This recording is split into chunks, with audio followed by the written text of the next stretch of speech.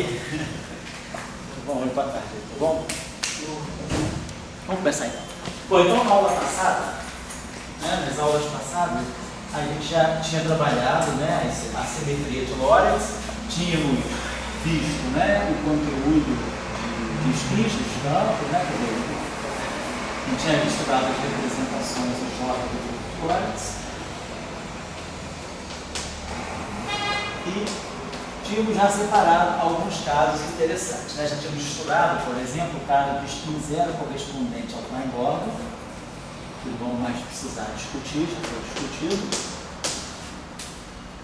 Mas eu quero apresentar um caso novo de um campo relativista que tem aparecido em problemas de superfluidez, aparece tanto na física de matéria condensada como na física de partículas, que é o caso do campo de spin zero descrito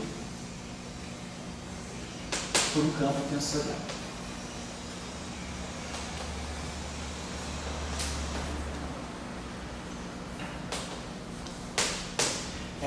Então vamos trabalhar esse caso. A gente depois vai falar de novo da equação de Weyl rapidamente, que a gente já fez, Dirac, que a gente já fez também. E vou retomar o caso do spin 1 para a gente poder falar de autointeração. Bom, então a gente tinha já trabalhado o caso do Klein-Gordon, então não vou retomar mais. A questão é, as representações do grupo de Lorentz, elas têm um conteúdo quer dizer, além dos índices tensoriais, elas podem ter um conteúdo de spins que pode ou não corresponder à descrição cinemática.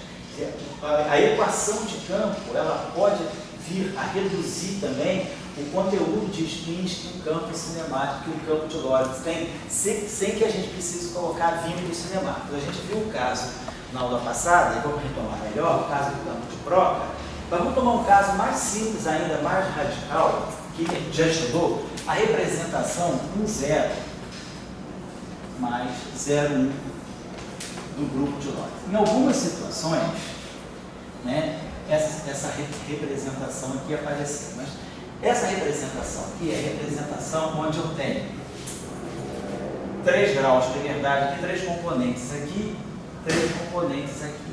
E nós tínhamos visto que essa representação, ela pode vir desse produto tensorial, dessas duas representações. Se nós pegarmos a representação meio-meio e multiplicarmos tensorialmente pela representação meio-meio, essa representação aqui é a representação de um quadro vetor. Essa representação aqui, como nós já vimos, também é a representação de um quadro vetor. Então, quando eu multiplico tensorialmente 2 quadros vetores, eu vou obter um tensor de rank 2. E aí a gente já tinha visto aqui também, em qualquer espaço-tempo, a gente pode decompor um tensor de rank 2 numa parte antissimétrica. Então, tem uma parte que é antissimétrica, vamos chamar assim, e uma parte que é simétrica. Vou botar aqui. Antissimétrico de A.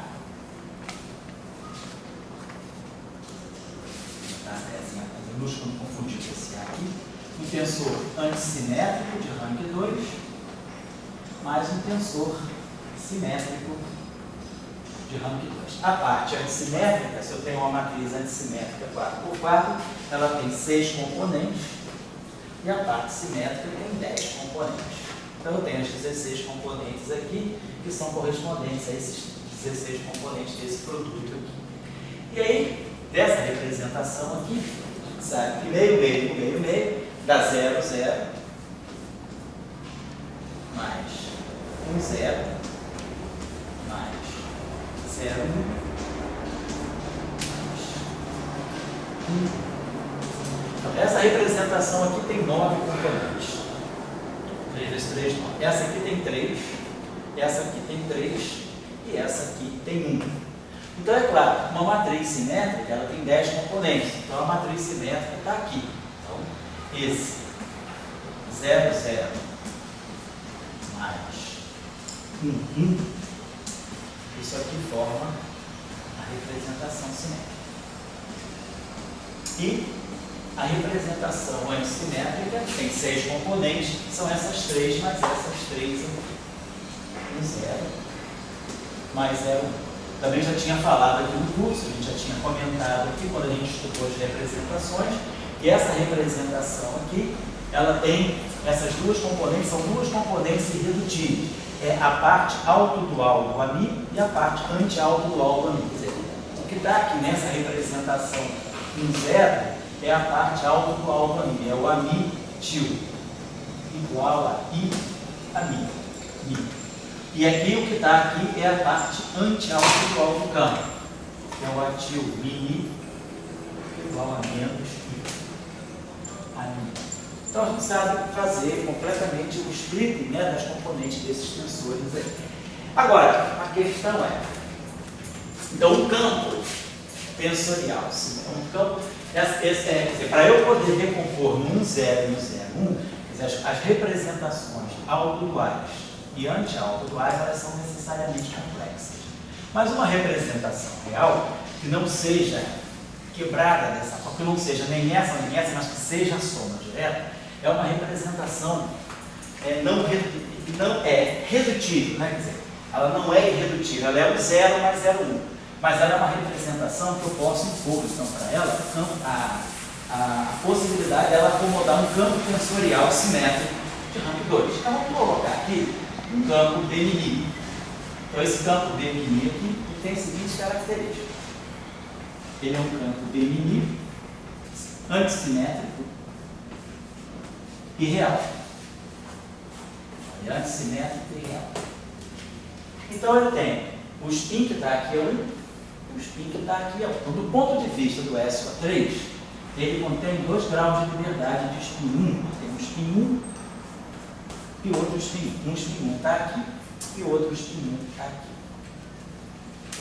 Então, essa aí seria o conteúdo dessa representação. O que nós vamos querer ver é se realmente esse campo contém um spin 1. Se ele realmente é um campo de spin 1. Vai depender um pouco da dinâmica que a gente dá para ele. Então, se ele é um campo antissimétrico de rank 2, nós podemos descrever. Então, vamos propor uma descrição baseada numa simetria de Gauss. Propomos, né, para definir uma dinâmica baseada em um princípio de Gauss.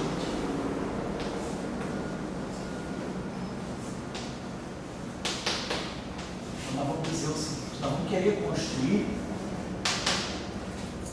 um modelo para esse campo em que, se eu fizer essa transformação aqui, da mesma forma como a gente faz a transformação de Gauss, né, da eletrodinâmica,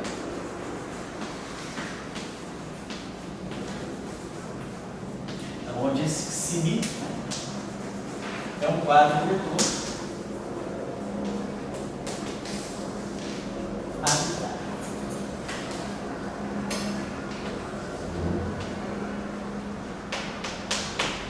Está propondo, né? Da mesma forma como a gente fez, vamos lembrar do caso de Maxwell. No caso de Maxwell, a gente tem um campo vetorial, como a gente viu na aula passada. Esse campo vetorial, ele satisfaz, né? Nós construímos na aula passada, né, uma equação. Qual era a nossa premissa na aula passada? Na aula passada, a nossa premissa era: suponhamos que eu tenha, né, um campo vetorial, um quadro vetor. Esse quadro vetor, ele contém 2 módulos de spin, tem a parte longitudinal e tem uma parte transversa, que é a parte do spin 1, e a gente quis impor que esse campo aqui correspondesse a uma partícula de massa de repouso zero.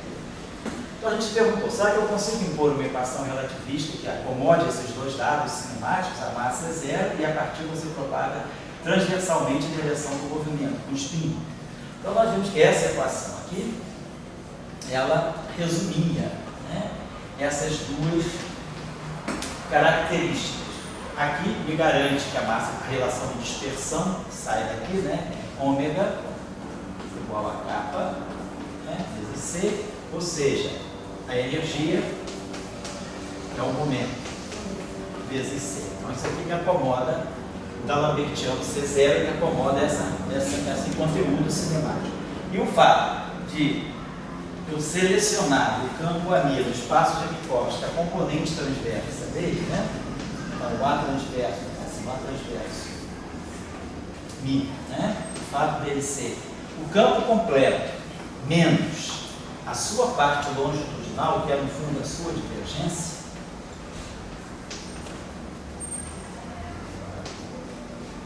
nós vimos na aula passada que isso aqui é exatamente aquele projetor transverso que nós conhecemos do espaço de hipótese vezes o campo vetorial. Então, se a gente se colocasse essa questão, né, eu tenho um objeto que tem espinho, se propaga com massa zero, a gente colocava essa decomposição aqui, esse D'Alembertiano bate aqui, esse D'Alembertiano cancela esse. Então, essa equação aqui, né, aplicada, esse D'Alembertiano aplicado a essa combinação transversa aqui, ela dava para nós exatamente isso aqui. D'Alembertiano, AMI, menos DI, AMI igual a zero. E aí a gente escreveu essa equação da seguinte maneira. Fatoramos esse D'Alembertiano aqui, que é o DI. Então, o D'Alembertiano que está aqui é DI.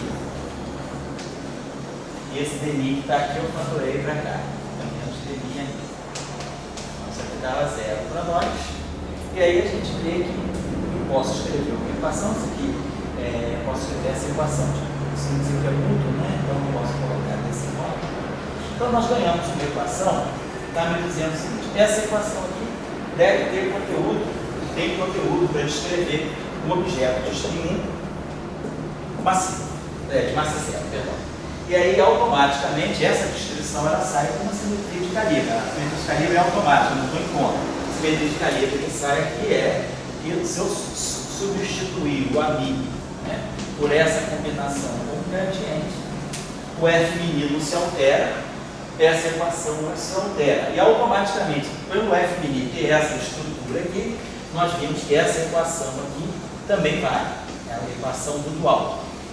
Então essa equação aqui é uma identidade, que é uma consequência do fato do F menino ser esse rotacional no espaço de hipótese. E a gente sabe então que essa equação, com essa equação, elas têm um conteúdo bastante promissor para quem está estudando eletromagnetismo. Se eu disser então, então beleza, eu vou supor que o meu quadrivetor ele acomode aqui o potencial eletrostático e aqui o potencial vetor. Se isso aqui acontece, automaticamente esse tensor F0i me descreve o campo elétrico e a componente Fj espacial ela me descreve o campo magnético. E aí, o conteúdo dessa equação junto com dessa equação me dá as 4 equações do Maxwell. Então, isso foi o finalzinho final da nossa aula passada. A gente mostrou um pouco que as equações de Maxwell são consequência de eu querer estudar a propagação de um objeto de massa nula e spin 1, que é a física do fóton, ela naturalmente é a física das equações de Maxwell. Então, isso aí a gente fez, eu não vou retomar. Estou só agora nos baseando nesse resultado da aula passada para considerar essa situação em que agora nós aprendemos que a simetria de calibre, qual foi a importância dela? Dessa simetria? Essa simetria, ela apareceu automaticamente da estrutura do campo ter só a parte transversa. Foi isso aqui que me gerou o F mini, e o F mini, ele automaticamente respeita essa simetria. Então essa simetria aqui, ela está intrinsecamente ligada à estrutura de transversalidade. Portanto, essa simetria que está ligada naturalmente ao spin 1. Ela me permite então a exclusão da parte longitudinal do campo vetorial. Então, baseado nessa lição que nós aprendemos, a gente se coloca agora essa questão. Imagina que eu tenho um campo de rank 2, ele é um campo que contém 2 spins. Então, nós já aprendemos que se eu quiser arrancar, filtrar de um campo algum spin indesejado, talvez eu possa impor uma simetria. E se o campo é tensorial de rank 2, essa é a simetria mais próxima dessa. Eu vou acrescentar. Quer dizer, Esse aqui é um vetor. Então eu não posso tirar de um vetor um gradiente. Eu tenho que tirar essa expressão aqui, mas automaticamente, como isso aqui é assimétrico, o que sai aqui é o rotacional. Então, essa simetria de gauge aqui, essa simetria de calibre, para esse campo aqui, ela deve estar fazendo o mesmo papel desse parâmetro aqui. O que esse parâmetro aqui fez? Ele é um parâmetro escalar. O que ele fez? Ele jogou fora o spin zero. Se esse parâmetro aqui é um parâmetro quadrivetorial, então o que eu espero que ele faça, então esse parâmetro aqui, ele contém um spin zero e um spin 1. Então, como esse campo aqui não tem nenhum spin zero, eu sei que ele tem um spin 1, o que eu espero é que esse parâmetro aqui, da mesma forma que esse parâmetro trabalhou, ele elimine um spin 1. Então, ele vai ser, essa simetria que eu estou colocando, esse parâmetro que, se, por ser arbitrário, ele pode carregar com ele o grau de liberdade de um spin 1 que seja a mais.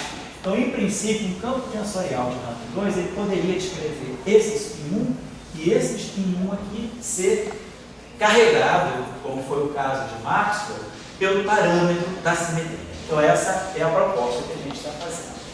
Então, da mesma forma que o amigo tem associado a si um F inimigo, que é o rotacional do campo de um vetor, se eu tenho uma dois formas, se eu tenho um tensor que é antissimétrico, naturalmente eu posso associar a ele uma espécie de um rotacional, só que vai ser um objeto com um índice a mais, vai ser alguma coisa do tipo G e K. Estou associando esse tensor. Esse tensor aqui, quem seria? Seria, basicamente, essa combinação. Como esse tensor aqui é antissimétrico, eu vou formar uma combinação. Da mesma forma que o rotacional ele é alguma coisa que é completamente antissimétrica, eu vou formar alguma coisa que é completamente antissimétrica a partir desse tensor. A única combinação que eu posso fazer é essa aqui. Então, se nós definirmos esse objeto aqui, essa grandeza aqui que eu estou definindo, ela é um tensor completamente antissimétrico em μk. Satisfaz essas propriedades. G μk é igual a G μk μi, é igual a gk μi, que é igual a menos G μk μi, que é igual a menos G k μi, que é igual a menos G μk. Então eu tenho um tensor completamente antissimétrico, satisfaz, né, a essa relação, esse tensor completamente antissimétrico satisfaz a essas relações. Ele é advindo desse aqui. E automaticamente esse tensor aqui, se eu aplicar essa transformação de simetria, né, se nós escrevermos agora aqui, G' μk, né, que vai ser Dmi, μk, mais as permutações cíclicas que tem ali, né? Então, automaticamente, ao fazer jogar isso aqui nessa expressão, os termos todos os derivados vão se cancelar e esse tensor de rank 3 completamente antissimétrico fica perfeitamente invariante. Então, esse objeto aqui faz para o tensor de rank 2 o mesmo papel que o F' faz para o campo de Maxwell. Essa é a ideia. Muito bem. Com isso aqui, vamos ficar sempre o mais próximo possível que a gente puder de Maxwell. Oi? Pode falar. No caso de Maxwell, você encontrou o F' de modo natural, isso, trabalhando com prova de projeção, isso, coisa do tipo. Nesse caso aí, isso não parece que aquilo é tão natural. Não, eu estou falando o contrário. A lição de Maxwell me ensina que eu posso fazer o quê? Vamos estender a lição de Maxwell. Eu poderia chegar para vocês e falar o seguinte: esquece tudo que eu falei até agora. Vamos começar com o campo de rank 2, como esse aqui. Vamos procurar como é que eu posso projetar. Ele tem dois spins 1. Como é que eu posso projetar o spin 1 dele? Teoria de grupo do espaço de Minkowski. Tem dois operadores que podem fazer esse trabalho. Eu tenho um operador que eu vou chamar de, sei lá, Q, que tem índice mini capa lambda, e tem um operador que eu vou chamar petil mini capa lambda, como se fosse uma generalização do teta mini do ômega mini, só que nesse setor aqui de rank 2. E aí eu vou impor, eu quero pegar D'Alembertiano desse DMI projetado apenas num setor de spin 1. É apenas pegar um setor de spin 1, jogar fora o outro, como eu fiz lá. Peguei só a parte transversa. Aqui eu não posso pegar a parte transversa e longitudinal, mas eu pego a aplicação desse projetor e desse. Suponho que isso seja zero. Isso aqui vai me dar, vou fazer a mesma. Só que esse trabalho aí, para eu evitar de ter que definir com vocês o que são esses projetores, tá? Eu vou fazer o seguinte: nós aprendemos uma lição com o campo de Maxwell, que é a partir de um campo que tem spins mais altos, né, como é o caso do campo vetorial, que tem spin 0 e spin 1, se eu quiser retirar algum spin indesejável, a gente já entende que a simetria é capaz de fazer isso. Então agora eu aprendi que com a lição de Maxwell eu posso talvez transpor essa lição para as outras representações do grupo de lógica. Então eu estou fazendo isso, eu peguei um exemplo, aprendi com esse exemplo e agora eu vou transcrever esse exemplo para outras representações. Eu estou simplesmente estendendo o mesmo conceito para outras representações. Essa que é a lógica desse tratamento aqui, certo? Mas a tua pergunta é sensata, claro. Eu poderia ignorar tudo isso e recomeçar do zero, tá? Só um ponto. Pode falar. No caso de Maxwell, quando você fez esse processo, você encontrou o FMI, que é uma coisa antissimétrica. Isso. Nesse caso agora você tinha algo antissimétrico e você encontrou algo simétrico. Antissimétrico. Algo de antissimétrico. Ele é completamente antissimétrico. Ele é um tensor que tem as mesmas propriedades do Levi-Tirica. Certo? Então ele não é um tensor. Você vê o seguinte: esse cara aqui, com essas propriedades de simetria, esse objeto aqui teria 4 vezes 4, 16 vezes 4, 64 componentes. Mas como ele é completamente antissimétrico, ele acaba, essas transformações todas, reduz de 64 para 4. Você pode sempre pensar o seguinte: alguma coisa que é completamente antissimétrica no espaço de Minkowski, se ela é completamente antissimétrica, ele tem que ser proporcional ao Levi-Tirica, naquele espaço. Só que então ele vai ser o dual de alguma coisa que tem um caráter nuclear. Essa relação aqui é a relação de dualidade do espaço de Minkowski. E aí, esse cara aqui, na verdade, todo o conteúdo dele está no quadro vetor, então ele tem 4 componentes. Então, por ele ser completamente antissimétrico, satisfazer essas relações aqui, eu posso escrever ele em função de um quadro vetor dual. Então, na verdade, ele tem 4 componentes, certo? Ele é completamente antissimétrico, tá? E aí, vou lembrar do caso de Maxwell. Como é que são as equações de Maxwell no quadro?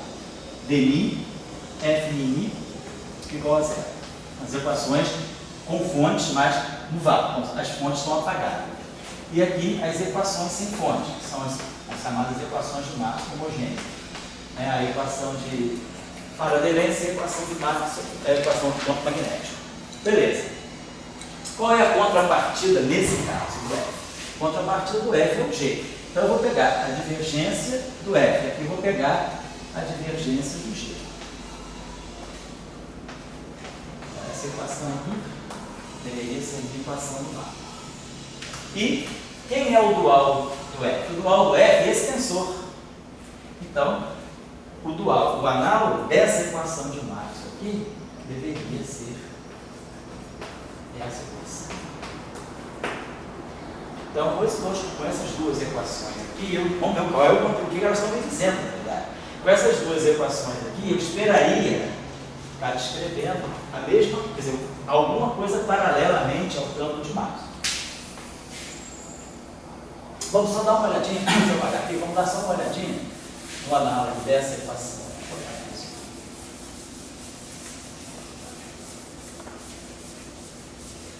Então, todo esse tratamento, ele, por construção, ele está trazendo aquela simetria, né?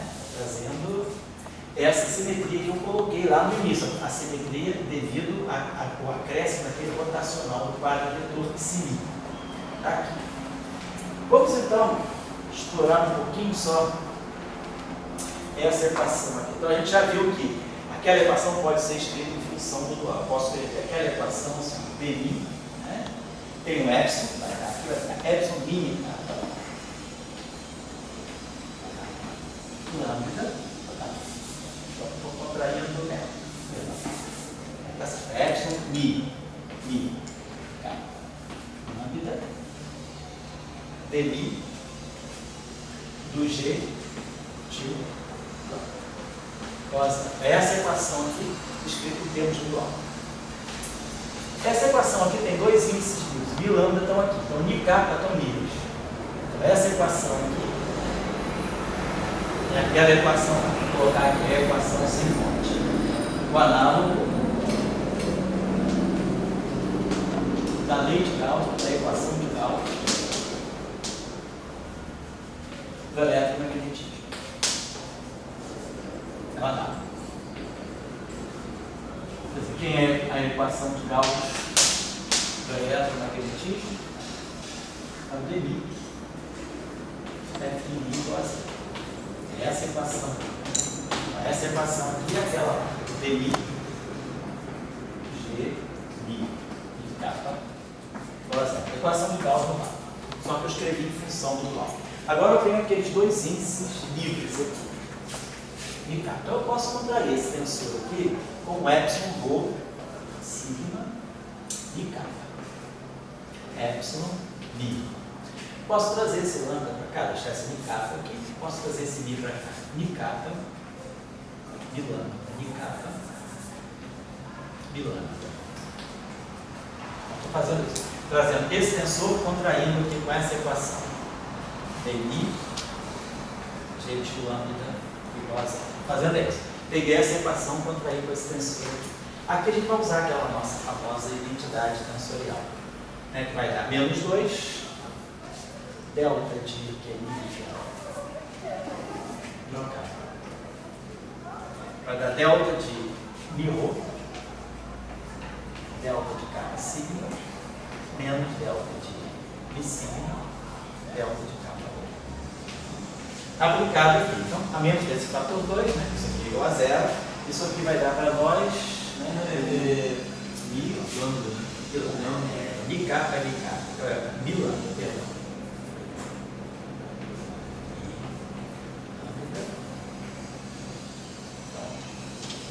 É mi com rho, mi lambda com sigma, e mi com sigma, lambda com beleza. Então esse mi fica ruim, essa equação que vai dar para nós de rho do g tio sigma menos d sigma do g tio rho igual a zero. Então essa equação aqui, o conteúdo da equação de Gauss para esse campo é dizer que o rotacional do dual do g é zero. Mas essa equação aqui automaticamente é satisfeita se o nosso g tio sigma ou o nosso g tio rho for a derivada de um escalar. Um escalar S. Solução dessa equação localmente é isso aqui. Qualquer g tio dessa forma de um gradiente de um escalar satisfaz essa equação. Que vai ficar d rho d sigma menos d sigma d rho desse S igual a zero. Deixa eu apagar aqui. Então a gente está propondo o seguinte, a gente está dizendo que essa equação está satisfeita. Esse objeto aqui, G, mi kappa, é igual a epsilon, mi kappa, d lambda, desse S. Então eu estou vendo que todo grau de liberdade que está no setor do campo B, tudo isso aqui é campo B, na verdade eu estou conseguindo reduzir a um escalar S. Então esse objeto aqui, que é um vetor, na verdade, é um quadro-vetor, mas é um quadro-vetor que é o gradiente de um escalar. Vamos colocar agora essa informação, essa equação. Nós estamos agora, tínhamos essa equação aqui, dmi, g de mi, igual a zero. Mas agora, nós sabemos que o g de mi é o gradiente de S. Então, com essa informação que nós tiramos aqui, essa equação está me dizendo, beleza, essa satisfaz uma equação de Klein-Gordon de massa zero. Então, na verdade, toda a física desse B, que foi jogada para o G, como no caso das equações de massa, a gente jogou tudo para o F, né? E o F é que satisfaz, seja as equações, né, com fonte, que as equações sem fonte, através da identidade de Bianchi, né, do Mauro. Aqui nós jogamos toda a física do B em cima de um S. Nós jogamos, não, as equações, ao propor aquelas equações para G, exatamente replicando, né, no caso do rank 2, a ideia de Maxwell, a gente obtém que tudo fica em função de um escalar. E esse escalar aqui tem massa nula. Esse S aqui é massa, é uma equação de Klein-Gordon com massa nula. E quem está descrevendo tudo, toda essa física, eu estou descrevendo em termos de um escalar. Quer dizer, essa equação aqui, dmi, gmi kappa, igual a zero, ela me mostrou que existe um escalar, toda a física desse objeto está dentro de um escalar, e a segunda equação, que é a equação do dual, ela está me dizendo que esse escalar faz essa equação. Então esse problema, na verdade, ele não é um problema de spin 1, ele é um problema de spin 0 de massa nula. Então esse campo, nessa situação, ele está descrevendo o campo de massa nula. Ele está descrevendo nessa situação, se a gente imaginar então que a gente vai estar trabalhando com esse campo BMI, né? E sujeito a essa simetria de gate aqui, escolhi um campo.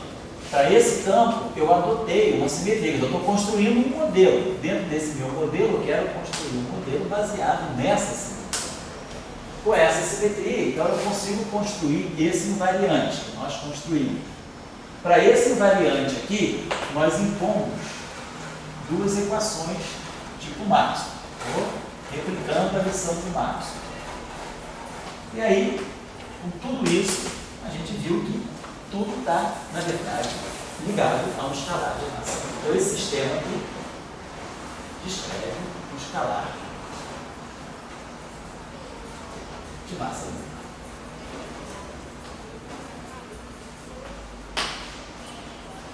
Então, por que é que sumiu tanto grau de liberdade?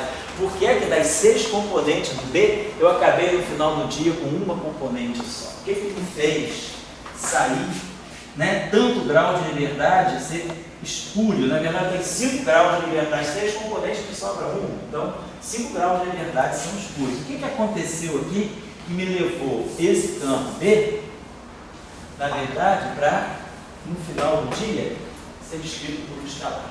Primeira coisa que eu tirei ao impor essa simetria foi retirar um spin 1. Então, a simetria, ela limpou o spin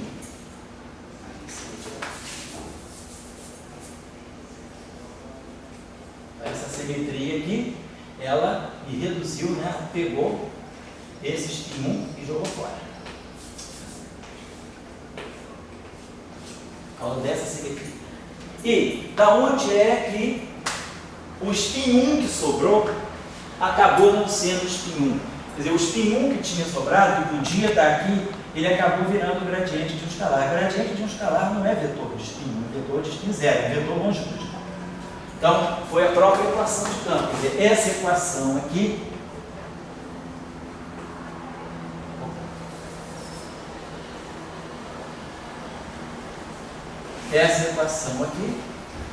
me levou essa consequência aqui, me trouxe em cena, e colocou em cena um escalar. Então, foi a articulação de 2 ingredientes fundamentais do modelo que eu construí. Eu construí um modelo para esse campo baseado nessa simetria. Se eu não tivesse colocado essa simetria, eu estaria descrevendo uma outra física. E segundo, foi o tipo de equação de campo, eu propus, esse campo se propaga segundo essa equação aqui, muito próximo daquilo que acontece no regime de Maxwell. Então, isso aqui me deu, na verdade, a possibilidade de eu usar também tensores para descrever objetos. Então, esse é o conteúdo desse campo. Quem já estudou um pouquinho de superfluidez, né, pode ver que no superfluido a gente pode reduzir toda a descrição desse campo aqui. Ele vai fazer o papel fundamental de um campo escalar que está associado aos chamados módulos de Boltzmann que esse superfluido aparece. Então, eu estou só colocando essa questão, né, para colocar que há um contexto interessante onde essa descrição, quer dizer, esse cenário, né, vou colocar assim, esse cenário, né, de um escalar sem massa. poder ser descrito.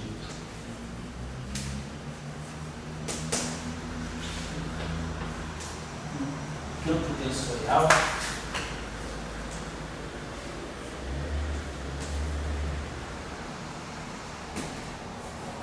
encontra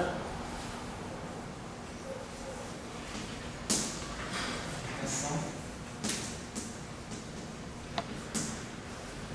no estudo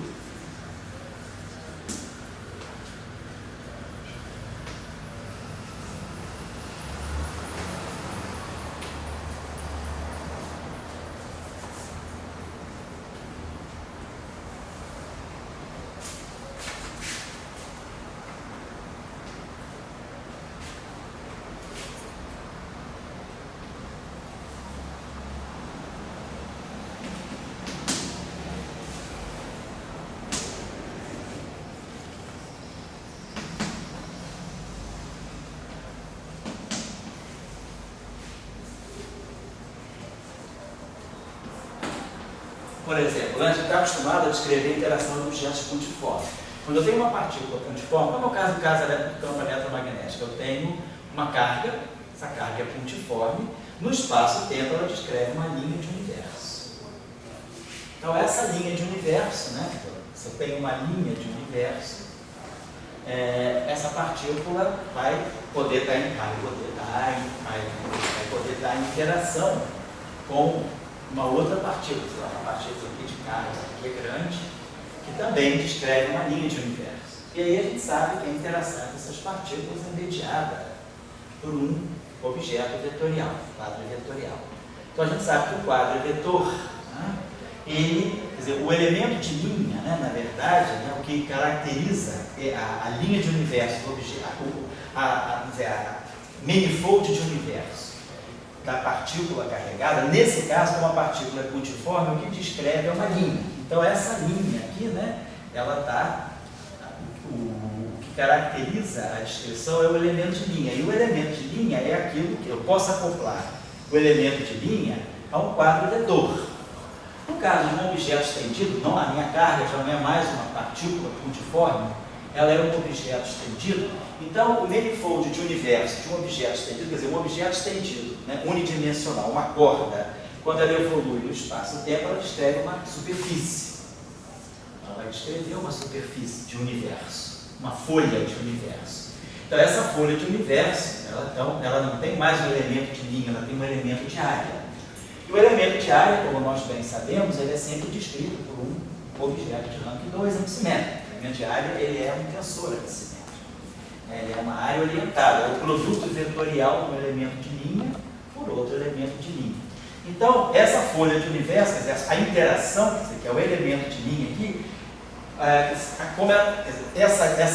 esse campo vetorial que é trocado aqui, o campo vetor, ele vai se acoplar com essa linha aqui, com esse campo vetorial. Com esse elemento de linha vetorial. Aqui, esse elemento de superfície, ele só vai poder se acoplar com um tensor de rank 2.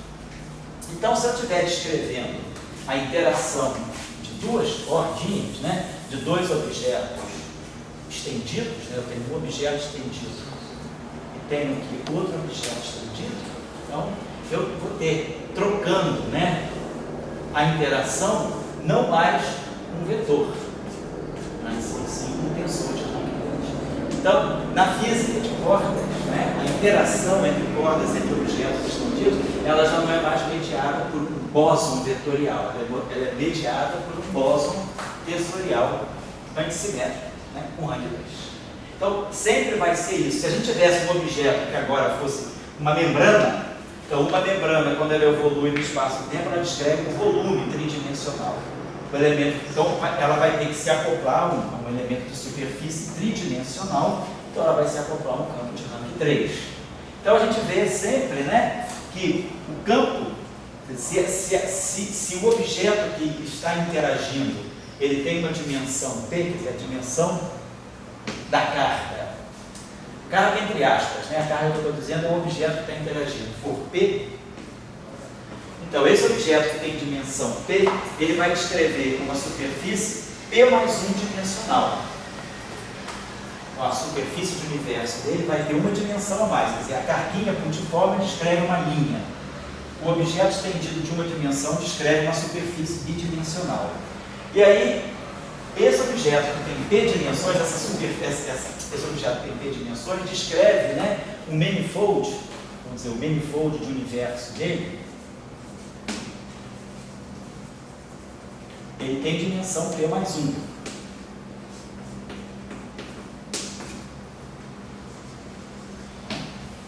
E aí, se ele tem dimensão P mais 1, ele vai ter como elemento de volume, né, uma P mais 1.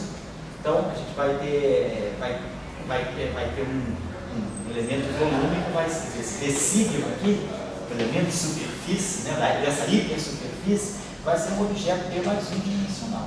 Então, esse objeto aqui vai se acoplar com um B que tem P mais 1, um tensor antissimétrico de rank P mais 1. Então, o campo A0, a carga multiforme, ele tem dimensão 0, ela descreve uma linha de uma dimensão e se acopla com um vetor multidimensional. Se é uma linha, né, se é uma cordinha, a dimensão é 1, a superfície do universo é uma superfície genuína, tem dimensão 2, então quem vai se acoplar vai ser o campo, o que a gente chama aqui de uma P mais 1 forma de limite.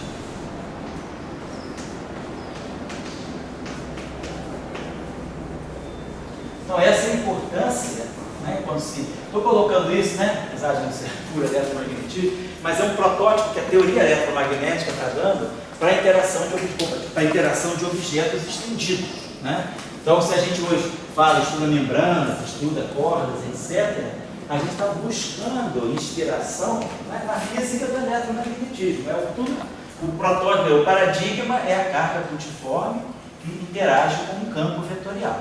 Então, a gente sempre pode imaginar que, associado, né, a esse objeto aqui, a essa carga, eu posso encontrar alguma estrutura nova. Né? Vamos lá. Estou só motivando um pouquinho mais. Uma dúvida que eu nunca vi essa representação geométrica, uma dúvida que surgiu é o seguinte: o jeito que você falou parece que está dizendo que, então, uma carga, então você está tratando com a partícula pontiforme, a interação sempre tem que ser vetorial. Então você não pode, mas com essa interação, tipo, a partícula mediadora não poderia ser algo de spin 0 ou algo de spin 2? A partícula que está interagindo? A mediadora pode. Ela tem que ser vetorial. O fato dela ser vetorial não significa que o spin dela é 1. Pode ser 0 ou 1. Mas aí você não tem o spin 2, você não poderia ter uma partícula de spin 2 fazendo interação, ou seja, depende da interação. Nesse caso, o acoplamento, você tem uma partícula, vamos dizer, o que é a massa? Né? Você está falando do caso da gravitação. Não é isso? Isso. Se você tiver, observe a diferença entre a interação gravitacional e a interação eletromagnética. O que caracteriza a interação gravitacional? A interação eletromagnética. A interação eletromagnética, essa carga, ela não é uma carga do espaço-tempo. Na interação gravitacional, por que isso não funciona para a interação gravitacional? Porque na interação gravitacional, o grau de liberdade, quer dizer, aquilo que é a carga que está associada, não é mais uma carga escalar. O que está associado à interação gravitacional é a massa. Mas a massa, ela está ligada à energia. E a energia não é um escalar do ponto de vista da relatividade. A energia parte de um quadro vetor. Então, certo? Então, o que você tem como fonte, na verdade, é o tensor de energia no momento. Então, é diferente da interação eletromagnética. E você está procurando a interação por uma carga que está fora do espaço-tempo. Essa aqui é a diferença. Então, você pode reproduzir. Você poderia pensar, será que eu poderia reproduzir a interação gravitacional a partir de um raciocínio como esse? Sim, a gente pode, só que a gente vai ter que ir direto para o setor de spin 2. Então, a interação gravitacional, ela não está dentro desse padrão. Eu não estou dizendo que todas as interações são geradas dessa forma. O que eu estou dizendo é que, sempre que você tiver um objeto estendido, a maneira mínima de você perceber uma interação desse objeto é através da folha de universo que ele descreve e a associação com um campo antissimétrico. Mas isso não está dizendo que todas as interações são assim. Tem algum material, alguma referência que tem esse tipo de interpretação? Não. Quer dizer, isso aí é um boca a boca que rola. Eu aprendi isso, mas não tem nenhum livro que trata disso, porque eu acho que, talvez se você pegar um livro, nos livros de supergravidade não tem. Teoria de corda, talvez você dá uma olhadinha naquele como é o peruano lá, o Slibar. Dá uma olhadinha no livro de Slibar, pode ser que ele fale sobre isso. Tá? Sobre interação, a relação entre P-formas de gauge, o que você tem que procurar é a relação entre P-formas de gauge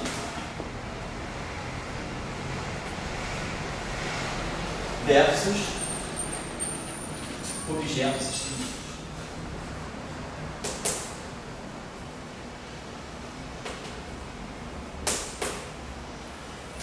Procura o programa no Silva, no vai eu sei também tem. No Volchinski, aliás, no Volchinski, mas vendo no Silva. Deixa eu dar um outro insight assim, para vocês, que pode ser interessante também, conexão com o eletromagnetismo. Vamos olhar a seguinte situação. Vamos pensar assim. Depois a gente partiu daí. Vamos pensar, então nós estamos na seguinte situação. Nós temos um certo objeto, que é uma carga. Eu não sei se é pontiforme. Digamos que eu tenho uma carga Q. E que essa carga Q, como eu coloquei lá, seja o que a gente chama de uma P-brana. Uma P-brana no sentido de P dimensões. É um objeto que pode ser 0 dimensão, se for uma carga pontiforme, 1 dimensão, se for uma corda, 2 dimensões, se for uma membrana. Então, vamos dizer que a gente tem um objeto que vai dar interação. Esse objeto tem uma carga, ele vai gerar, ele vai propiciar um campo em torno dele, e que esse campo, vamos dizer assim, isso aqui é um apelidozinho que eu estou dizendo para o objeto. Não é preciso ser uma carga, é um objeto que é portador de um certo número quântico que vai gerar uma certa interação. E esse objeto aqui que carrega esse número quântico, que pode ser uma carga, é um objeto de dimensão P. Então, o que nós aprendemos é que esse objeto de dimensão P, ele vai ser descrito por um campo que tem P mais 1 íntegro, é uma P mais 1 forma de gauge. O campo vetorial, se for uma carga pontiforme, é o caso básico. Se for uma corda, vai ser o campo de rank 2. Muitas vezes esse campo de rank 2, que nós estamos, esse caso particular de uma 2 forma, quer dizer, um campo de rank 2, na literatura muitas vezes ele é chamado de campo de Calvi-Ramon. Porque foram esses autores aqui que começaram a estudar no início da década de 70 a interação entre cordas, entre objetos, que é quando surgia a ideia das cordas duais na PCD, e aí esses autores quiseram estudar como é que seria a interação entre cordas. E é o campo de Calvi-Ramon, mas teve outro par de autores também que estudaram isso tudo. Foi o Kremer e o Scherrer. Então, muitas vezes é conhecido como campo de Kremer, Scherrer, Calvi-Ramon, ou então simplesmente Calvi-Ramon. Mas o crédito é dado para essas duas duplas aqui. Vamos lá. Então, vou voltar aqui. Então, esse campo aqui é uma P mais 1 forma de gauge.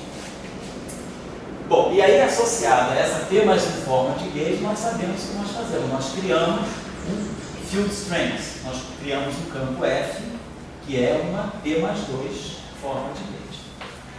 Então, se for a carga pontiforme, nós criamos o AMI. O AMI é sujeito a uma simetria.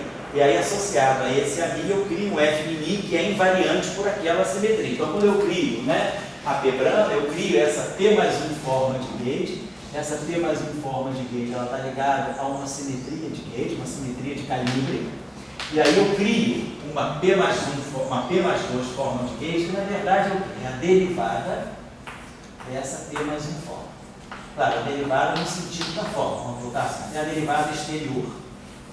Quem já conhece um pouquinho, mas no fundo é derivada, é aquela combinação de derivadas, é o dmi menos dmi, ou no caso do B é o dmi, bnk, mais dmi, bkmi, mais bk, bni. Sempre a derivada, a combinação de derivadas desse campo que vai fazer com que esse objeto tenha essa simetria. Esse objeto não, ele se transforma, mas esse objeto é invariante. E aí a equação de Gauss, que faz o papel da equação de Gauss, o análogo da equação de Gauss é esse objeto aqui. É essa equação aqui, a derivada, vamos dizer assim, o dmi desse cara aqui, com P mais 2 isso para cá aqui embaixo. Então eu teria uma equação do tipo de Gauss que vai ser desse tipo assim, dmi, vou botar assim, dmi1 do F, mi1, mi2, até o Mi, P mais 2. Então eu criei um objeto que tem P mais 2. Então, lembrando, no caso da carga puntiforme, esse cara aqui de dimensão D é 0.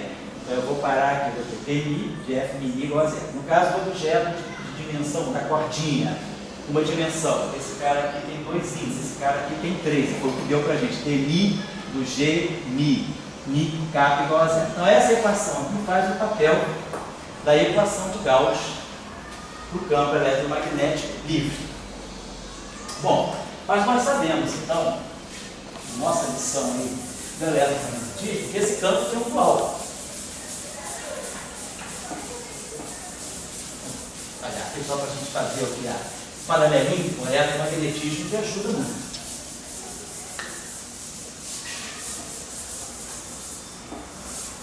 Então, no caso do campo eletromagnético, a partir do F', a gente cria o dual dele, que é o F', por acaso tem o mesmo número de índices. Mas no caso do campo de range 2, né, daquele do G, a gente tem o G mini K, esse cara aqui, o dual dele é o G' lambda, é o G' mini.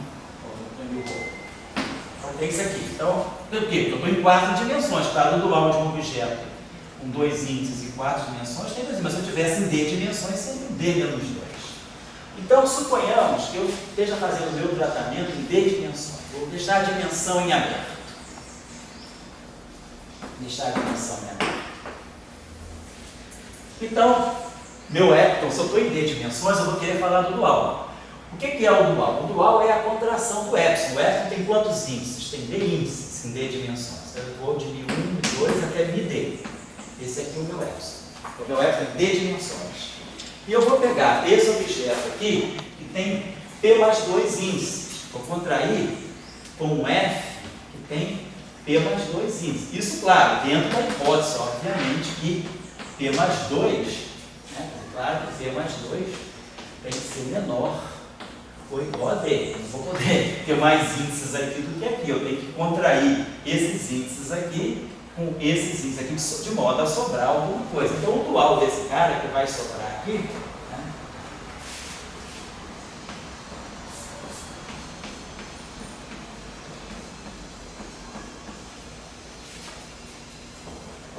Então, o que vai sobrar do dual vai ser o F' mais, com quantos índices? O F' de que ordem? D menos P menos 2. Certo? Eu vou ter aqui D, tem D índices aqui, eu tenho P mais 2 índices aqui. P mais 2 índices aqui. Então, no caso de 4 dimensões, eu tenho 4 aqui, eu tenho 2 aqui. 4 menos 2, vão sobrar. Então, no caso da partícula puntiforme, né, eu tenho D igual a 4, P igual a 0. 4 menos 2, 2. Dá o F' tem 2 dimensões. Se eu estou em 4 dimensões e pego aquele P igual a 1, o objeto é uma corda, então o campo, esse cara aqui tem range, então a corda tem uma dimensão. Então 4 menos 3, 1, dá o dual que tem aquele G' Mi. Então o dual está aqui. Então, no caso de Marx, o que acontece? Nós temos Dmi, F mini, que é a equação de Gauss. Sem presença da equação de Gauss para o campo livre. E aí nós temos a equação homogênea, que é o Dmi, F mini. O que está escrito aqui? Aqui eu tenho a carga elétrica, aqui eu tenho o ρ. E aqui, o que sai daqui? Aqui sai a equação do dual, que é onde está o campo magnético, que é onde sai a divergência de B igual a 0. Então aqui a gente tem a carga, e aqui a gente teria o dual daquela carga. Se eu tiver uma carga elétrica, se eu tiver carga magnética, se por acaso eu tiver monopolo magnético, o monopolo vai estar aqui, o divergente de B. Essa equação aqui contém divergente de B. Então, se houver monopolo, o monopolo ele é fonte para essa equação, não para essa. Então, vamos dizer assim, o dual, né, quer dizer, aquilo que seria a carga dual da carga elétrica, que é a carga magnética, ela está aqui. Então, se eu pegar a forma dual, que tem P menos 2 índices, está aqui, eu vou ter alguma coisa do tipo F', Mi1, Mi2, até quantos índices eu vou ter? P menos P menos 2. Então, a equação que vai dar lugar àquele objeto que pode ser, vamos dizer assim, o dual magnético dessa carga que é T estendida, se eu tenho então essa pebrana sendo uma carga, ela deve ter uma carga, um objeto dual a ela. Claro, no caso do eletromagnetismo, é carga elétrica, carga magnética. Vamos ver como é que isso acontece no caso geral de uma pebrana. Então, além de a equação de Gauss, que vai dar origem, né, a essa outra carga, ela vai ter, a corrente vai ter que estar aqui. No caso do monopolo magnético de Dirac, o F vai estar aqui. Isso aqui vai ser a corrente do monopolo. Vou colocar assim, a corrente do monopolo magnético está aqui. Então, eu tenho que pegar o análogo da equação de Gauss, daquela equação de Gauss, eu vou ter que colocar aqui o D como um índice, como algum índice μ, por exemplo. E aí o que vai sair daqui, ó, é uma corrente. É uma corrente com quanto esse índice está contraído. Então vai sair uma corrente aqui com quantos índices? Aqui eu tenho D menos P menos 2. Mas o índice vai ser comido. Então, vão sobrar aqui, com essa contração, vão ficar livres aqui D menos P menos 2 menos um índice. Ou seja, D menos P menos 3. Por quê? Porque esse objeto aqui tem D menos P menos 2 índices, mas um foi contraído aqui, sobraram aqui D menos 2, D menos P menos 2 menos 1, ou seja, D menos P menos 3. Então, essa corrente dual, ela está descrevendo, então, um objeto, se eu tiver algum tipo de análogo de carga magnética, que é dual, dessa carga que é uma pebrana, então, essa carga que é uma pebrana, ela está descrevendo uma P mais uma linha de universo. Né? Então, quando eu tenho uma pebrana, ela vai descrever uma superfície de universo que é de ordem P mais 1, que se acopla com esse campo aqui que é de ordem P mais 1. Então, o campo ele tem a mesma dimensão que o manifold de universo do objeto. Então, a corrente também, né? O campo tem a mesma dimensão que a corrente, que afinal de contas a interação é a μ. Então o campo se acopla com os mesmos índices que a corrente. Então essa corrente aqui, sendo, se eu colocar uma fonte aqui, essa fonte aqui vai ter, aqui eu tenho P mais 2 e vai ter P mais 1 índice. Então a corrente tem o número, né, a ordem da corrente, vamos colocar assim, a ordem tensorial da corrente é sempre uma unidade a mais que a ordem da pebrana. Então, se eu tenho uma corrente que tem D menos P menos 3 índices, é porque essa corrente aqui, ela tem que ser a corrente gerada por um objeto que tem D menos P menos 4 dimensões. Quer dizer, um objeto com, vamos chamar isso aqui de pelinha. O que é pelinha? Pelinha é a dimensão do objeto que faria o papel do setor magnético, né, do dual magnético dessa carguinha que é uma pebrana. Então, se a carga é uma pebrana, ela descreve uma P mais 1 linha de universo e se acopla com P mais 1 campo. E descreve, então, ela tem uma P mais 1 corrente. A corrente é de ordem P mais 1 também, porque a corrente se acopla diretamente com o campo.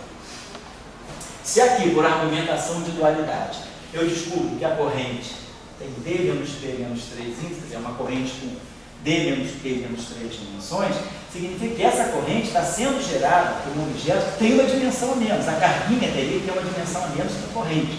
Então, a dimensão pelinha do objeto dual da pebrana tem essa dimensão aqui. Então, eu vou buscar aqui. Então, a gente vê se esse objeto aqui é uma pebrana, o dual dele é uma pelinha branca. Mas, qual é a dimensão da pelinha branca? A dimensão da pelinha branca vai ser D menos P menos 4, que é a dimensão da pebrana. Então, a gente pode chegar a essa relação. A dimensão da carga que é uma pebrana mais a dimensão da carga dual dessa P brana, quer dizer, o dual de uma P brana vai ser uma P' brana que satisfaz a essa relação. Então, é claro, se eu estou em 4 dimensões, D menos 4 é 0. Então, o dual de uma carga pontiforme é um monopolo magnético também pontiforme. Então, o monopolo magnético também é pontiforme em 4 dimensões. De fato, o monopolo de Dirac, ele gera uma corrente magnética que fala a divergência de B igual a ρ e rotacional de E igual a menos dB dt mais a corrente de monopolo magnético. Mas agora, se eu mexo na dimensão, por exemplo, em 5 dimensões, se eu for fazer uma teoria eletromagnética em 5 dimensões, e eu supuser que a carga elétrica é sempre pontiforme, então o meu monopolo magnético em 5 dimensões já não poderia ser uma carga, eu poderia ter P mais P' igual a D menos 4. Se eu estou em 5 dimensões, isso aqui vale 1. Então, se a carga ainda é pontiforme em 5 dimensões, a carga magnética tem que ser um objeto, tem que ser uma umbrana, ou seja, a carga magnética seria uma corda. Então, por exemplo, se eu estou em 5 dimensões, a carga elétrica está aqui, mas o monopolo magnético é um objeto estendido, não pode ser um objeto pontiforme também. Então, com isso, a gente pode, com isso se constrói essa discussão de objetos estendidos, que quando eu vou estudar a interação entre objetos estendidos, então não só, quer dizer, se o meu objeto é uma P brana, não só vai aparecer uma P mais 1 forma de gauge, mas vai aparecer também uma P' mais 1 forma de gauge, que é o campo que vai se acoplar nessa corrente aqui. Então a gente pode, a partir da teoria eletromagnética, a gente, Maxwell, a gente faz uma extensão para objetos agora que sejam mais estendidos. Por exemplo, se nós estamos em 10 dimensões, que é o caso das supercordas, quando a gente está em 10 dimensões, então nós temos P mais P' igual a 6. Então, se eu pegar uma carga, se eu tiver uma carga pontiforme em 10 dimensões, P for igual a 0, P' é igual a 6. Então, eu tenho teria esse objeto aqui, seria se eu tiver uma carga pontiforme. Agora, se eu tiver uma corda, quando a gente escreve 10 dimensões, o que a gente coloca em 10? A teoria de cordas coloca uma corda, que é um objeto estendido, em 10 dimensões. Então, se eu estou em 10 dimensões, o dual de uma corda é uma 5 brana. 1 mais 5 dá 6. Então, essa discussão do ADS 5, por que essa é importante, o aparecimento dessa, por que na compactificação, a gente mostra que quando tem uma teoria de cordas em 10 dimensões, a geometria do espaço-tempo se compactifica no ADS 5. No S5, e aí entra a conjetura de Maldacena, dizendo que isso aqui, que é esse ADS5 aqui, é onde ocorre a interação gravitacional e a teoria de campos, conforme correspondente acontece em 4 dimensões. Então, esse objeto aqui é uma 5 brana. Essa 5 brana ela não aparece aí casualmente. Ela aparece porque eu estou com uma teoria de cordas em 10 dimensões, então o meu objeto fundamental é uma corda unidimensional. Mas deve haver nesse espaço também uma 5 brana que seja o dual magnético dessa corda. O dual magnético dessa corda é essa 5 brana. Por isso que esse ADS5 aparece aqui também. Não é uma coisa assim encontrada por acaso, tem um princípio por trás disso aí. E o princípio vem das simples equações de Maxwell. Então as equações de Maxwell estão lá para nos ensinar tudo o que vai acontecer, que a gente pode replicar para objetos mais complexos. Certo? Só queria chamar a atenção disso, porque não é como se procurou, não tem isso muito nos livros de eletromagnetismo, mas é um raciocínio importante a gente. É perguntar sobre essa formulazinha quando você coloca de dimensão menor. Se você coloca dimensão 3, fica para o P'. Aí você tem que ter cuidado. Pois é, você vai fixar. Em 3 dimensões, você tem D igual a 3. Se você tiver um objeto que é uma 2, se você tiver um objeto que é uma 2 formas, você tem P mais P' igual a D menos 4.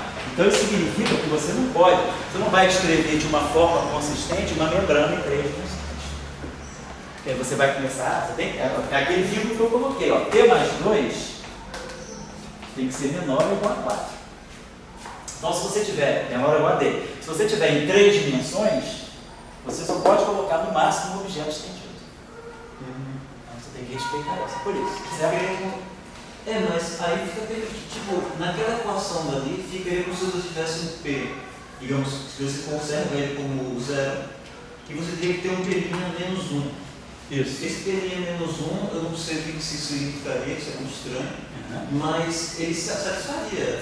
Se você tiver P igual a 0, se você está em 3 dimensões, se você estiver em 3 dimensões, e você disser que você tem uma zero branca, uma carga pontiforme, você pode ter que o P' vai ser igual a.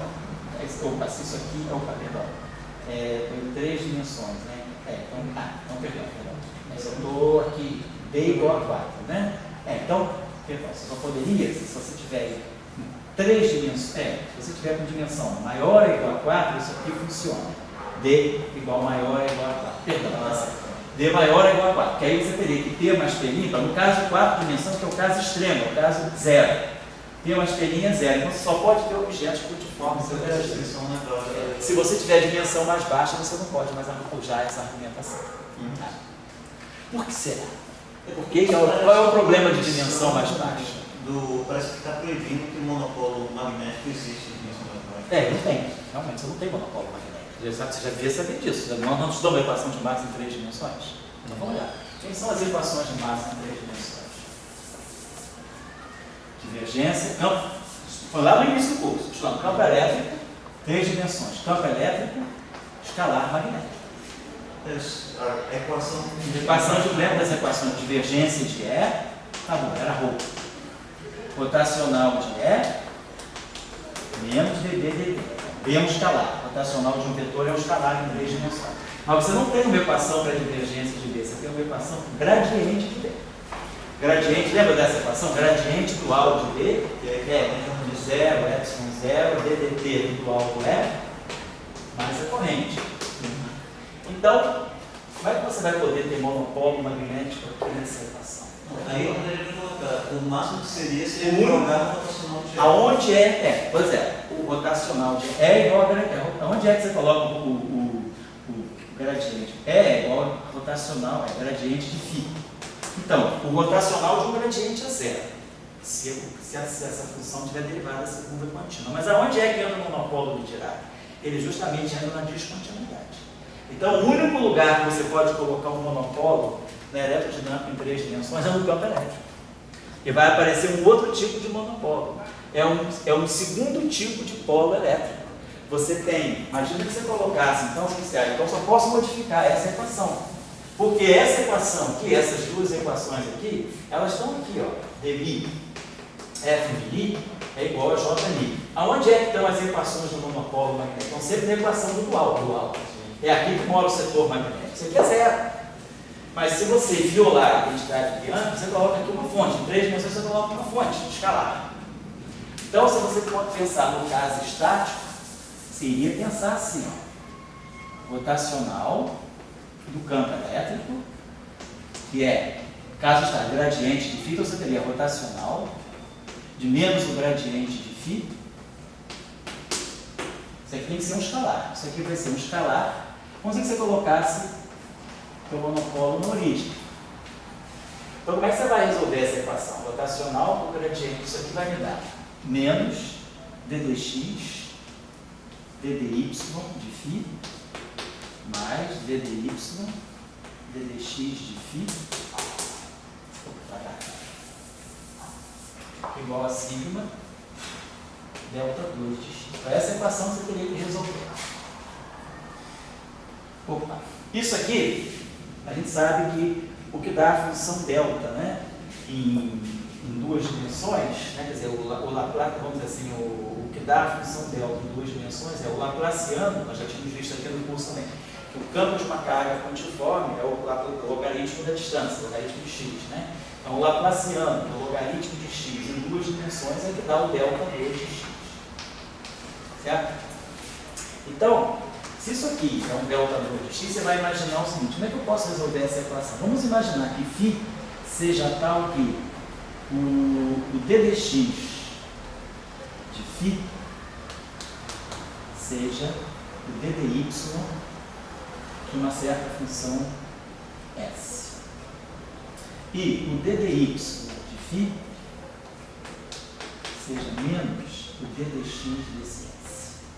Então, se eu conseguir encontrar um φ que satisfaça e um s, quer dizer, eu quero se encontrar um s que se relacione com φ dessa forma, o lado esquerdo dessa equação, se você se relacionar desse modo aqui, dessa forma aqui, o lado